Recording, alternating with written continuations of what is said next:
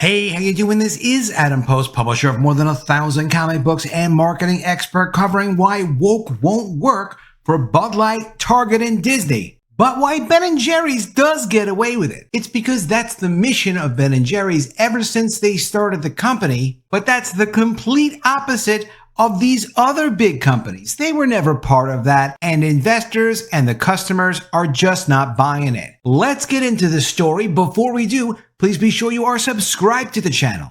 Click the bell for notifications. Give me a thumbs up. I really appreciate you. I'm trying to get to 30,000 subscribers, so if you can't subscribe, please do subscribe. Coming from the Wall Street Journal, this is a great article by Anson Fredericks. He's a really fascinating guy. He's the former president of distribution for Anheuser-Busch. He's also an executive with a company called Strive that competes with BlackRock for investments. He's completely anti-woke. He knows it's bad for business, and he always explains it well in detail. Let's get into the article from Wall Street Journal Opinion, Why Woke Works for Ben & Jerry's. Politics is central to its mission, but a distraction from Anheuser-Busch's, Disney's, and BlackRock's. Companies ranging from Anheuser-Busch to Disney and BlackRock have recently lost loyal customers and billions of dollars in market capitalization. That's the value of all the stock of a company if you add it all together. They've also lost assets after wading into controversial political issues. The reason customers left and investors bailed is simple. These companies failed to carry out what they'd promised to do in their mission statements. What is a mission statement? A mission statement is a brief description of the overarching meaning of the company or nonprofit. A mission statement does not explain what a company does or how it does it. It attempts to succinctly explain why a company exists and what its purpose is. Clear mission statements are critical for company success. A 2016 Harvard Business Review study found that companies that clearly establish their purpose innovate more successfully and increase revenue faster than companies that don't. That's because clear mission statements explain why a company exists and what it hopes to achieve. They also identify its present and ideally future customers. This aligns internal employees and external investors in pursuit of a common goal, delivering great products and services to increase shareholder value. Anheuser-Busch's mission is clear. Quote, dream big and create a future with more cheers. The company has several brands to achieve this aim with different consumers. Michelob Ultra is for the athletes who understand, quote, it's only worth it if you enjoy it. Busch Light is for hunters, farmers, and fishermen who want to, quote, crack a cold one and head for the great outdoors. Bud Light is supposed to be for everyone because it's, quote, easy to drink, easy to enjoy. Bud Light's controversial partnership with transgender activist Dylan Mulvaney in April didn't create a future with more cheers or make Bud Light easy to enjoy.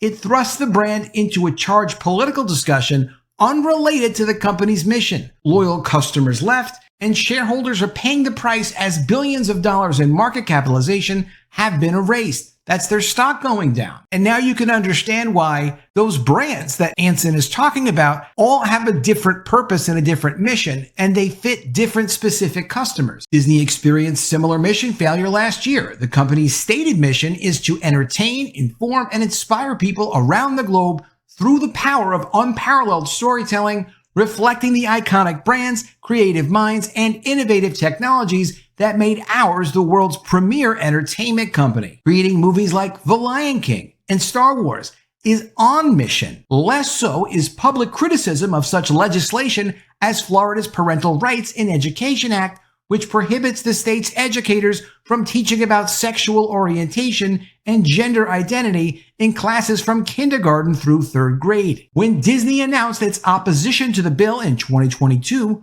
the majority of its customers disagreed. Disney's public approval rating cratered to 33% in 2022 from 77% in 2021. Customers spoke with their wallets. The company's streaming service, Disney Plus, saw canceled memberships, and attendance at Disney theme parks actually suffered. The company's stock remains depressed even after it swapped in new leadership, with, of course, Bob Iger returning. BlackRock, the world's largest asset management company, has also struggled with fidelity to its stated mission, quote, to help more and more people experience financial well-being. Studies have shown that use of ESG, environmental, social, and governance criteria, to inform the allocation of client capital is not profitable. Nevertheless, reports show that BlackRock gave greater investment to companies with lower carbon output and better diversity and inclusion scores. These standards cost the company billions from investors who prefer asset managers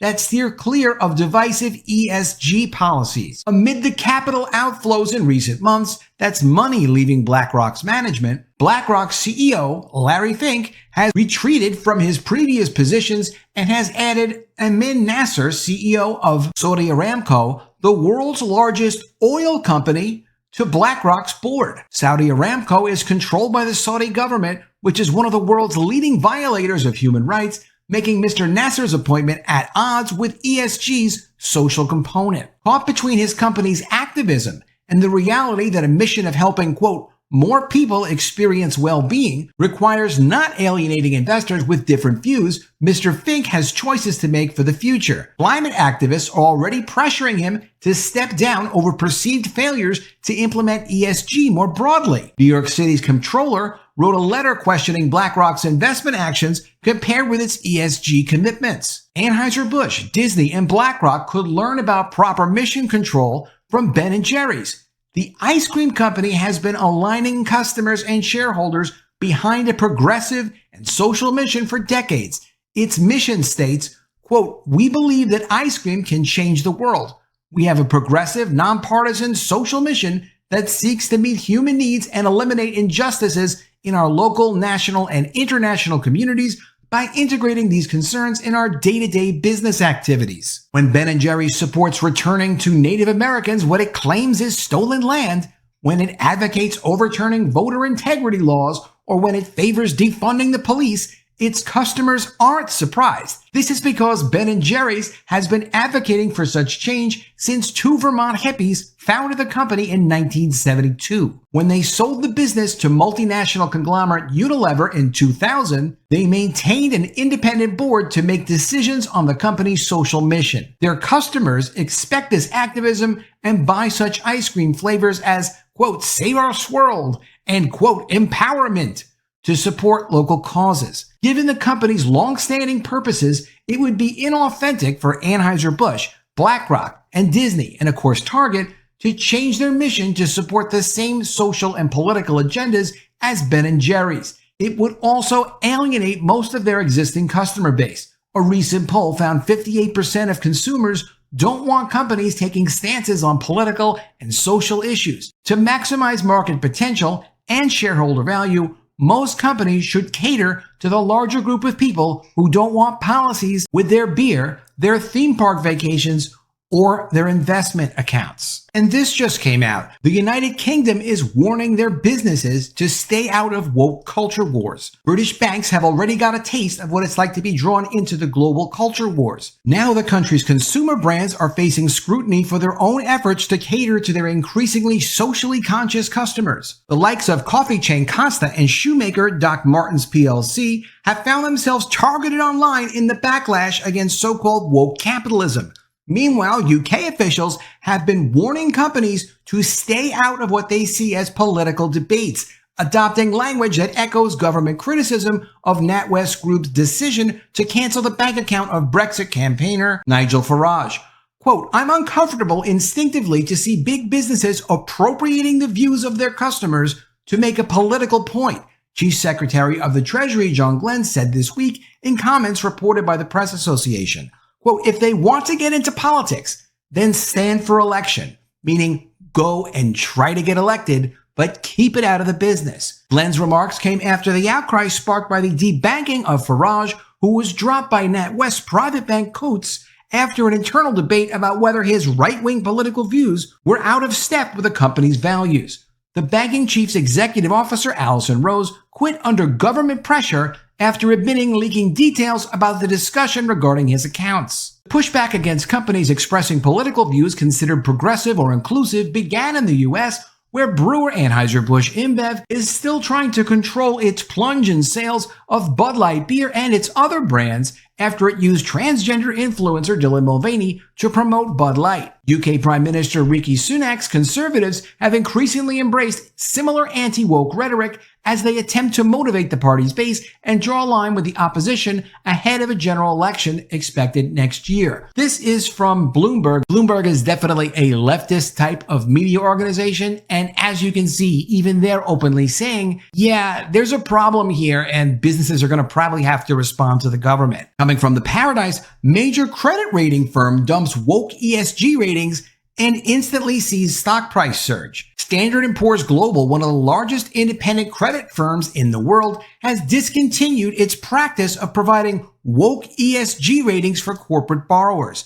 Since 2021, this debt rating agency has rated companies on a scale of 1 to 5 based on their environmental, social, and governance risks. As reported by the Financial Times, Standard & Poor's has given Visa a 2 for both E and S and 3 for G.